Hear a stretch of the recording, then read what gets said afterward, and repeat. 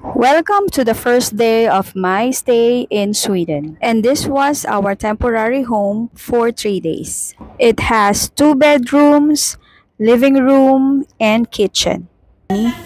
Kanina maulan, ngayon maliwanag naman. Early morning, medyo malakas ang ulan pero buti na lang tumila ito just right on time na paalis kami ng bahay. Dahil may work ang brother-in-law ko, kaya magta-travel kami by public transportation. Our hotel accommodation is only 10 to 15 minutes walk away from the nearest train station.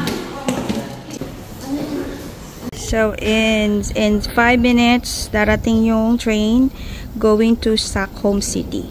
This is Marsta Station, and this was my first train experience in Sweden. Pindutin mo, Jane. We only bought a single journey ticket for this trip from Marsta going to Stockholm City Station, which cost 39 kronos for adults. Where are you going again? Stockholm City. Ay, salamat po sa menu mamayang hapon. Nesta. Nesta means next stop.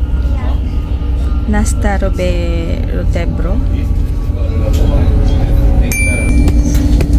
Small train.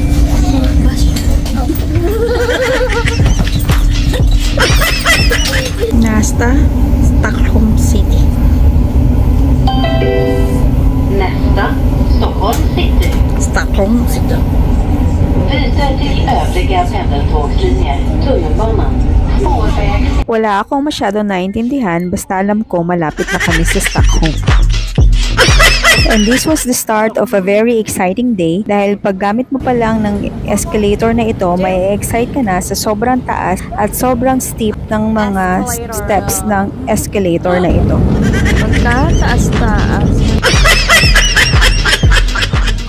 At hindi lang isa ang dadaanan mong ganitong escalator, kundi marami sila. Kaloka talaga.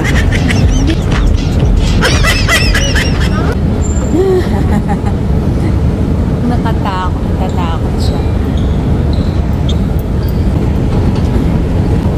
Way out! Ang first destination namin for today is going to Vasa Museet. Lumabas kami saglit sa Central Station para makita ang main entrance, then pumasok ulit kami para hanapin ang bus station. Hindi kami masyadong sigurado sa direction na aming pupuntahan, kaya dumaan muna kami sa visitor center para magtanong kung paano kami makakarating sa Vasa Museet. As directed, we went outside and we saw the bus station going to Dior Garden.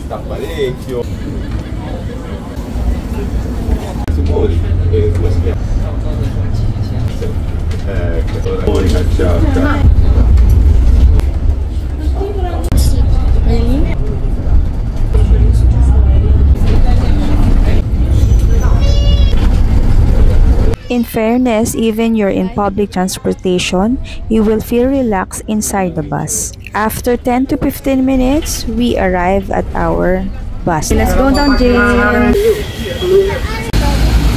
Thank you for the nice weather. Wala ka tayo may pabalik. Sige. Depende kung kung maganda pa rin ang weather. Stop and look. We're going to Vasa Museum. From the bus stop, hindi naman ganon kalayo ang museum. Kaya it's okay na maglakad kasi maganda rin yung weather. Hindi mainit, hindi rin naman malamig. So tamang-tama lang for walking. And this is the end of my video for my first train and bus experience in Sweden. Please watch the other videos of our actual visit to Vasa Museet.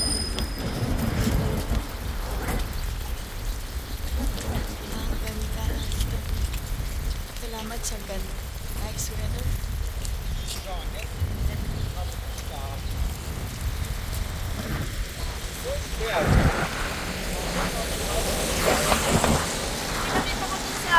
Information. Ayan yan. Kanya, what's that? Where is that?